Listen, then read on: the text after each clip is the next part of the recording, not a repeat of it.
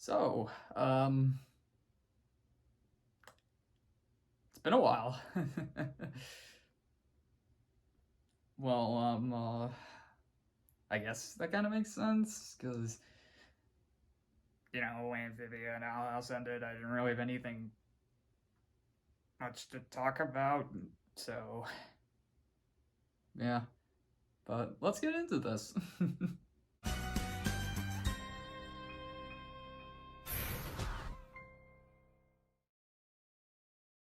How is everyone doing today, guys? My name's T-Codes, and I don't know in terms of these vlog reviews of shows if I'm gonna continue doing this. I might do it for Bad Batch season 2 and like Loki season 2 because I started those and those shows are gonna keep going, so I might continue. But in terms of right now, I got Owl House and they started their part one of their three-part season 3 slash finale, I guess. I mean, because I don't want to delve too deep into what all that stuff is about, but we just got a lot here, so let's get into it because yeah, we have a lot to talk about. So this is season 3, episode 1, season 3, part 1, season 3, special 1, season 3, episode 41, whatever you guys want to call it. I'm just calling it episode 41 because that's how I've been doing these. Episode 41, thanks to them, which obviously has a lot of layers to it, which is on par with what Dana and the crew do for the Owl House. So, I guess the first thing I want to talk about is the fact that, this is 3 specials for this final season, and like I said, don't want to go too much into detail as to my thoughts about it. Just putting it, just here's what I gotta say about it though. In terms of what they have to do for this finale, for this final season, after what I saw today, I'm not too mad about it. I mean, granted, beforehand, when the news broke that it was going to be 3 specials for this final season, obviously a lot of people were mad, myself included, but the way Dana talked about how it kind of had forced her and the team to kind of really come up with these crazy way to condense an entire season's worth of stuff into 3 44-minute specials, which honestly, when you think about it, in terms of like episodes of the Owl House, that's like 6 episodes worth of a there. So it's not an impossible task. It's just the fact that you're gonna have to cut a lot of things that maybe us fans would have liked to have seen more of, and that's kind of what happens here. Like in the first 6 minutes alone, which they it's all over the internet because that all came out during New York Comic Con. So, the first 6 minutes, you have the group, obviously, in the human realm. They meet Camila, they learn, they stay at the house. There's a lot of shenanigans that happens at the house. Gus with obviously ecstatic by the fact that there's so much human stuff. Hunter he doesn't really know how to because he spent his entire life in the Emperor's castle, so he doesn't fully know how to be a kid. He even talks about it later with Gus. Amity and Willow have a weird moment with V in the bedroom where V shows him an alarm clock, and she's like, instead of screaming when it comes, it'll do this. Then it starts beeping, and obviously, I mean, it can kind of go 2 ways. One being like, it's beeping new thing, kill it, or the other one being, I figure, it sounds like an alarm of like an automaton, I thought, so that's why Amity and Willow destroyed it. It was just so much fun. And then of course the big thing being Luce and her mom, Luce feeling just absolutely just all that guilt she has for everything that's transpired. I mean, literally, she says if she never had gone to the demon realm, none of this would have happened. But obviously, with Bellows and everything that he has done, it was probably gonna happen regardless. So, the fact that Luce was there, and even the group points that out later on in this episode when it's revealed that Luce helped Bellows find the collector. It's obviously they all know. It's like, and that was the one thing I kind of was like, oh, okay, sure, because I've seen so much of like person does something to help, person does something bad, and keeps it a secret from the rest of the group because they're worried that if the secret comes out, the group will turn against them. When in reality, the group is gonna be like, no, we're with you because you. I mean, in this situation, it makes sense because like Luce was tricked. You know, she didn't know Philip was Bellows, so it makes sense that she wouldn't have connected the dots there. And even then, like, you know, it's like, well, Bellows is a manipulative jerk, so why the heck should we be mad that you fell for his tricks? You know, it's like, it's kind of like, you know, you fall for a trick for Bill Cipher in a way. But for the group, you know, I mean, basically that was like the one thing I was like, okay, we're doing this. Oh no, I don't want to. I mean, again, that's just me. So, and it needed to happen. That was the other thing. It needed to happen because, you know, Lucy growing up, she feels all this guilt. She doesn't know if she even deserves any of this. When in reality, she's done so much good for her friends and Ida and King in the demon realm that she kind of has that, like, yeah, sure, she's messed up, but who hasn't? Who doesn't mess up? You're gonna mess up. No one's perfect. Okay, I am going on tangent over here, but in terms of the first 6 minutes, it's all over YouTube, so I don't want to delve too much. I think the one thing though is Dana basically going all out with the LGBTQ stuff. Like, I love Luce giving a presentation. Lumini Studios presents, that was great. Just her coming out to her mom with Amity there and Gus waving the bi flags and you got the rainbow. It's just like, Dana knows, like, what's Disney gonna do? I mean, and you got a lot of fun moments with the group. You got V getting a new form, which is, I love it because, you know, it's like, it looks like V, but her as a human, all that. Okay. I gotta really get into this because, again, I decided I wanted to take notes for this one because I knew over about an hour's worth of stuff. I have over 3 pages of notes on my here. It's ridiculous. So after the first 6 minutes, the group we have the group at the old house. They're going through some stuff. You know, I love how they're trying to learn Spanish. That's fun. I love how V, obviously, because she's been there longer, she's like she's basically fluent in Spanish. It's great, but then there is the fact that so it's not fully confirmed as to whose house it is. I mean, is it Philip, was it Bellos's and Caleb's house, or was it this mysterious witch that Caleb fell in love with? It's not fully confirmed. All we know is that there was something found at the house thanks to Flapjack. He found it underneath the floorboards, and it's this map slash like this like cipher thing that they find. And so the group, I'm sorry, I also have a few things to worry about over here. The group being Amity, Willow, V, Gus, and Hunter, you know, they all think, well, we gotta figure this out. We gotta decipher this. We gotta, maybe this will lead to something like to a portal to get back to the demon realm because they've been trying for months and months and months. And nothing seems to be working. And so that's exactly what they do. They go to figure this out, all while Luce is having a mental breakdown at school, you know, because lo and behold, they're reading a story about a hero who was tricked by the bad guy and things are looking bad. And so Luce basically just goes on a rant and just hating herself for that, you know, just really just beating herself down because, again, in her mind, she screwed up, and if she didn't screw up, she didn't make those choices, none of this would be happening. And I can totally relate. That was like the moment where I'm like, I mean, obviously it was taking a bit over the top because Luce literally stands up on her desk and just goes on this rant.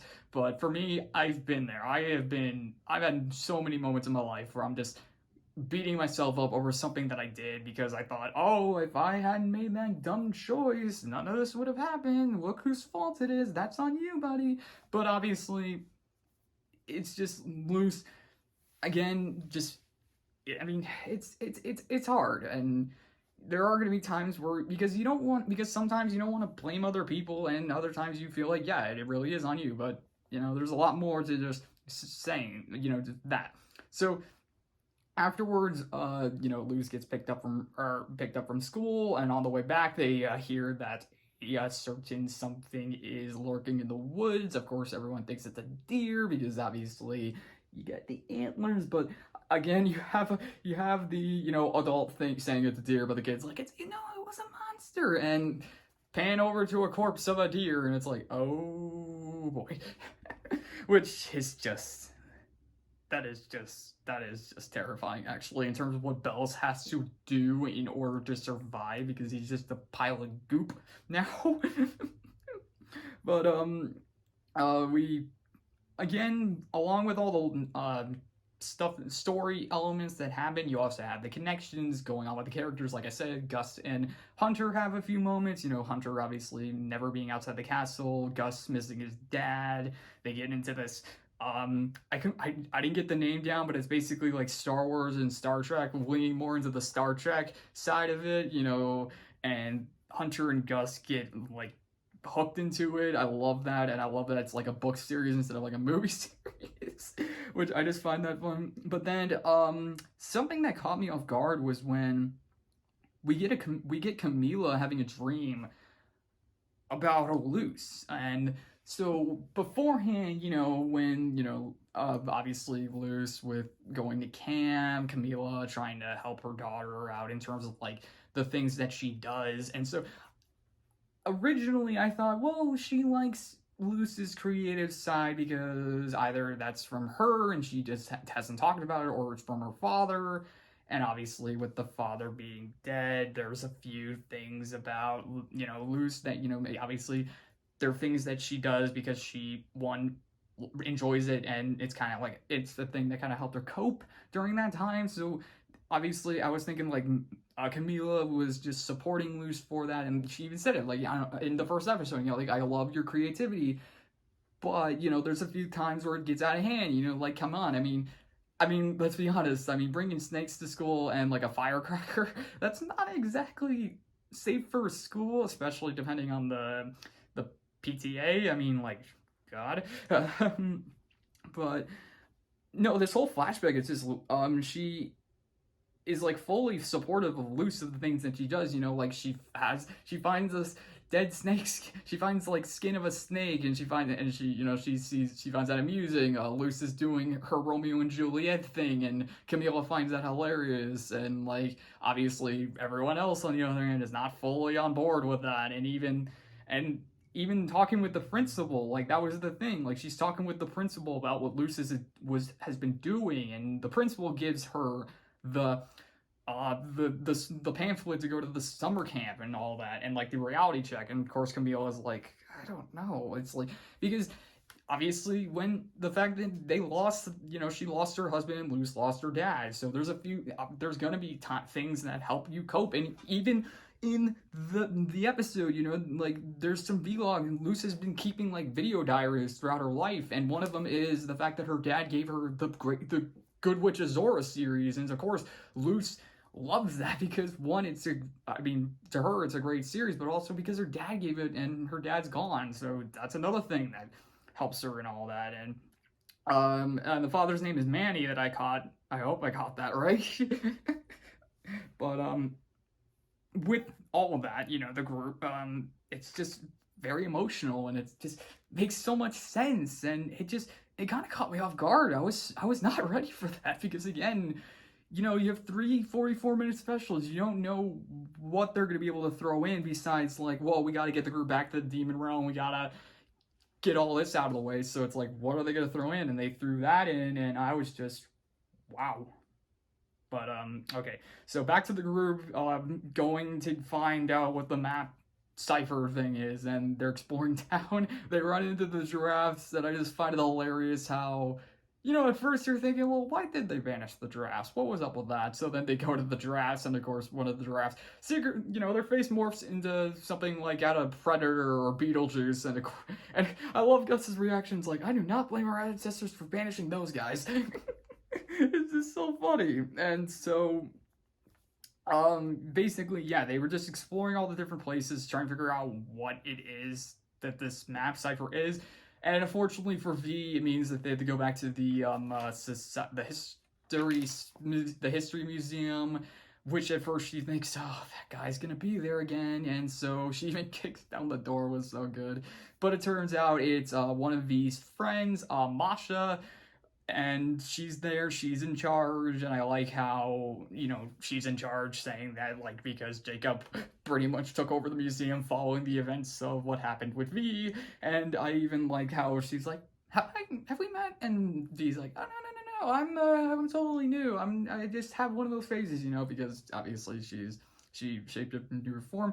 So it turns out Masha decodes it, and it turns out that, like, the map is kind of, it's partial map, but also, like, the image, there's images on the scroll, and it's basically a cipher. It's like you gotta look for here for and all that. And so they discover that it's leading them to Titan's blood. Like, there's Titan's blood hidden in Gravesfield, which makes sense because, with all the crazy stuff that's been hinted at in terms of Gravesfield, makes sense that there's Titan's blood somewhere. Also, again, because you have 3 44-minute specials, you gotta be able to help them get back to the demon realm somehow. So there had to have been something in the human realm to help them with that, or else you would have had something from the demon realm to bring them back in. And completely forgot to mention, we do not see the demon realm at all in this episode, besides the end when they go through the portal. Like, that's it. Like, it's crazy how this entire episode is spent in the human realm, which I guess, again, it's like not terrible, because there's so much you need to get down in this episode to do it. So, and the next 2 will most likely be in the demon realm, so that makes sense. So after they decode it, they discover where it most likely is. So they're like, okay, we'll go on Halloween night during this event, because it's Halloween, and there's this haunted hayside event that's going on in Gravesfield. So they figured, we'll wait then to tell Lou so we can go together as a group. And so that's what they do. Sorry, I'm just looking at my laptop because I got a few things. Like I said, I got a few things working on. So they do that. They go. They have a fun time getting together, costumes and stuff like that. Again, it's so good. I even love Luce and Amity dressing up as Azora and Hecate. That's so great. I mean, because everyone's been talking about it. Like, Dead Space. I'm like, oh, come on. So they go and, oh yeah, before all this, Hunter has his moment in the house with, he has a vision with, like, during the 6 minutes, he has a vision of Caleb with Bellows and that, and then later on in the episode, he thinks he sees Bellows in the house, but he doesn't, or at least he doesn't. And Luce, even checks in on him and says that he's a part of the family, which caused Hunter to tear up, that was such an emotional moment. But unfortunately for Hunter, he is unknowingly, I want to say he was unknowingly possessed, but honestly, I have no idea how long he was possessed by Bellows. Like, Bellows was able to work his way into Hunter and possess him, which only just made things even more creepy, because, it's like, that's the Grimwalker of your dead brother, Bellows. Like, what the heck are you doing? And so,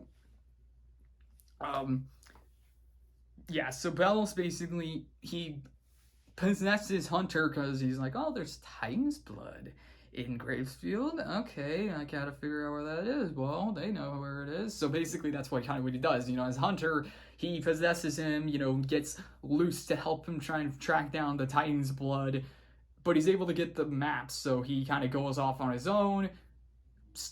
Everyone still thinks he's Hunter, although Luce goes after him because the group doesn't realize that Luce found out because Hunter told her about the map, because Luce was just worried and Hunter got panicky about Bellows, so all that yada yada yada. But I want to take a step back and just talk about the Halloween event at the Haunted Hayside, which is, it's just so funny. Like there's literally this moment just I couldn't stop laughing. It's just there's a reenactment going on with like she is a witch. You must burn for what she's done. And so Gus steps in and he's like, I object. She's not the wizard. He is. Observe. He creates an illusion that the guy has like devil legs and all that. And of course the group's like, whoa, how did you do that? And of course conspiracy crazy man Jacob jumps in and he's like, are you guys blind? He's clearly a demon from Mars that's here to take your teeth or something. And I'm like, could you have possibly have done this on the, oh my god, I'm like, literally, it's Halloween. What do you think people are gonna say to that? And of course, he gets tackled by the cops, and there's people just like, oh god, just, I love that. I just couldn't stop laughing. It was great. I love that moment. But another big thing was Masha is there giving a tour guide about the history of Gravesfield and the tales of the brothers Wittebane, which is, of course, just like huge lore. And so there was again the question of like, well, how did Bellos and Caleb, or how did Philip and Caleb discover the demon realm and all that? And so the story we get is that they were actually orphans, with Caleb being the older brother and Philip being the younger brother. And so they came to Gravesfield. So they weren't originally from Gravesfield. They came to Gravesfield, and just one day, Caleb, this witch named Evelyn, and I'm like, Evelyn, I'm like, are we sure that last name doesn't add Clawthorn to that? I guess, again, that's kind of the theory. And so Evelyn met Caleb, and so Caleb fell in love with Evelyn, and they, the demon realm. And so Philip wanted to go after Caleb, and I guess that kind of makes sense as to why when Philip's diary entries, it's only him, it's not him and Caleb. So, like, I guess Caleb went to the demon realm, and then Bellos came after him, trying to get him back, but unfortunately neither of them came back. So I think, and of course Masha's like, perhaps both of them died, or perhaps Philip grew jealous of Caleb. Perhaps Philip grew jealous of Caleb and killed him because he was taken away by this woman. It's like, I'm like, that's probably what happened. But basically, yeah, I mean, just all that nice little lore there. But of course, it brings up a few questions like, wait, so did they find it by accident? Was it already like a portal? It's like, questions for hopefully the next episode or the episode after that. But yeah, we'll get that out of the way. So Hunter goes after the Titan's blood, leaving Luce kind of all alone in the woods. But bunch early in the episode, she's dropped the episode, she's drawing a glyph because she misses the demon realm. She presses it, nothing happens. But then one moment she pressed a plant glyph and it seemed that something happened, not like magical, but like something happened. So Luce puts together that because there's Titan's blood near, because glyphs are connected to the Titan, so she figures like if Titan's blood is near, then she can use magic, and that's exactly what happens. Like she activates a light glyph and it lights up, not very big, so it kind of like it becomes like a magic compass for Luce. So it's like whatever direction she goes, it's like she'll draw a glyph, press it, it's like depending on the strength of the spell, and she's going near or she's going further away. So that's exactly how she finds it. She finds the graveyard, and there's like a altar there, and there's like there's like this kind of gateway, and it's basically where the portal is. And so it turns out that this portal's there, and it's like, well, was it built before the brothers? Did the brothers build it? Did Evelyn build it? Again, and there's like multiple questions. But of course, the group tracks down Luce and Hunter. Camila's there with V and I mean, Camila, like I think I said, Camila found Luce's video diaries, and so she saw everything, including like Luce's latest one, saying, that she messed up big time and she needs to get her friends back home, but needs to stay out of their lives. And so, of course, Camila is like, you are not doing that, because throughout the episode, we've seen just how close the group has become. Camila acting like a mother, and she even made a joke, like, I did not think I'd be raising 6 kids. Again, pretty funny. But obviously at this point Camila is like, no, you're not going to be leaving your friends behind like that. I'm going to make sure you somehow have them. And so, like, but of course they got to deal with Bellows Hunter, or Bell Hunter, Bunter, I don't know, just Bellows Hunter. And so there's a fight, and just again, I mean, I love it. I love it when you can clearly tell when the animation group is like, okay, we need to go all out on this one. And it's like, because it was so smooth, and there was like one shot of Hunter Bellows where he's moving. I'm like, I swear I thought that looked kind of 3D-ish. And so Hunter, or Bellows, possessing Hunter, starts attacking the group. Great fight. I love V trying to suck the magic from Bellows, although I was wishing Bellows just being like, ew. I was always waiting for that moment, but there wasn't. But again, great fight scene. It leads to Flapjack nearly getting killed by Bellows because he's like, yeah, obviously, pal, let's help it and calm down. And so Hunter was able to fight him off because, again, Flapjack, he's, his care for Flapjack and all that, but they were able to find the Titan's blood, so Bellows has the Titan's blood in his hand, Flapjack in the other, Hunter's fighting him off, and all of a sudden, Hunter's able to force himself to throw the Titan's blood into the lake that's right there, and so Bellows dives in like a maniac, and of course they start drowning because neither of them can swim, because why would you want to why would you learn how to swim in the demon realm when it's boiling? Although there was that episode where Luce and Willow were taking swimming lessons. Okay, I'm gonna backtrack on that thought. But Hunter basically sacrifices himself and the group gets him out, and it forces Bellows to extract himself from Hunter. But he has the Titan's blood, so he smashes it against the gate, which then activates the portal. However, he then says this. He's like, you'll thank me for this, which is... I mean, obviously, I guess he kind of means that as more of like, I activated the portal, you're welcome, but he gets away, so he's still alive, because again, I was like, is this going to be the end of Bellows here? But no, he's still alive, so he gets away. But again, I'm like... you'll thank me for this? Like, is there more to it than just saying, like, here's the gate, you're welcome? But of course, Hunter is gravely injured because he was possessed by Bellows, and even then they were like, can a doctor help with possession? And Luce is like, can a doctor help with the Grimwalker? And the group's like, wait, a Grimwalker? But Flapjack, oh my god, Flapjack. He sacrifices himself to save Hunter. Like, he gives his soul, his power to save Hunter, and of course it's just like, oh my god. And even then, like, the group's like, Flapjack, and Hunter's like, we can't think about that now. He's like, gates open, we gotta go. It's like, you know how long the gates open. And even Camila is like, I'm coming with you. And I'm like, oh god. Because it's like, oh man, 2 episodes left, Camila's coming with them. That is gonna be crazy. And that's exactly what happens. It's the fact that she's going with them is nuts to think about. But of course, the group is like, well, we're gonna need all the help again, except for V, who decides to stay behind, but it's understandable, because, she's like, she's not ready to go back into the demon realm just yet. Plus, someone has to keep up appearances, and so she's like, she takes over for Camila, which is great. But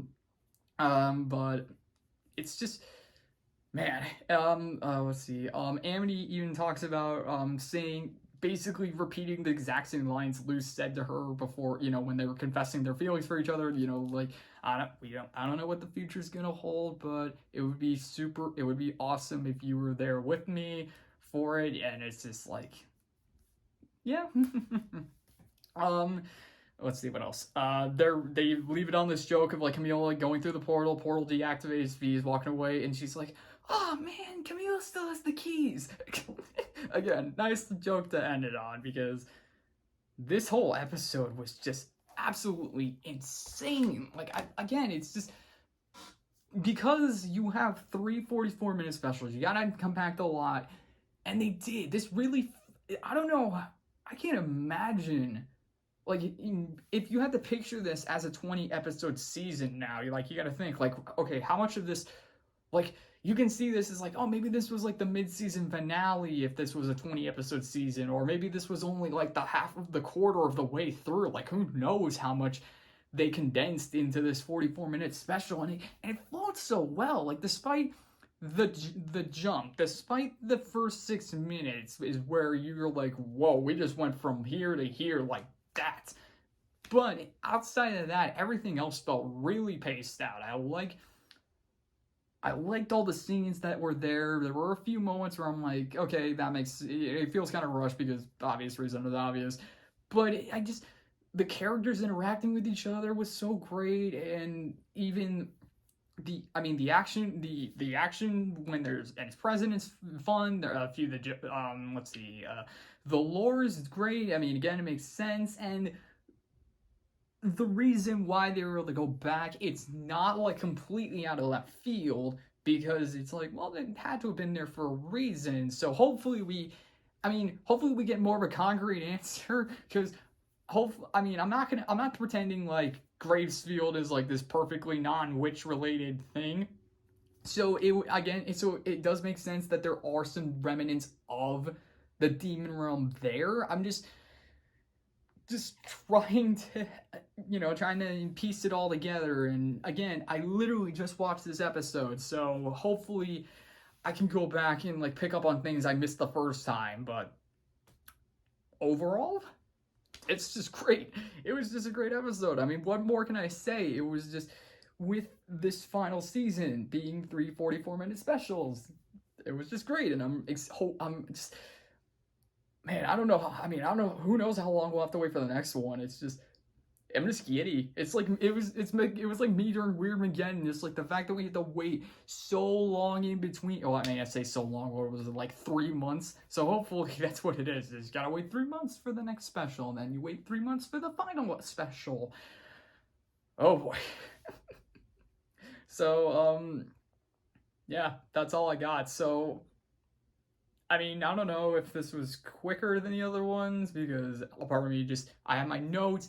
I just wanted to talk about a lot, but I didn't want to give too much away, because again, it's just like, oh, there's so much to talk about. And not to mention, it's been a while since I've done one of these, so we'll see how this one turns out. So, okay. Yeah, that's about it. So, thank you all for watching. I hope you enjoyed it. If you liked it, leave a like. If you want to leave a comment, leave a comment. And if you want to subscribe. You don't have to. I'm just saying. And with all that said, we'll see you in the next video.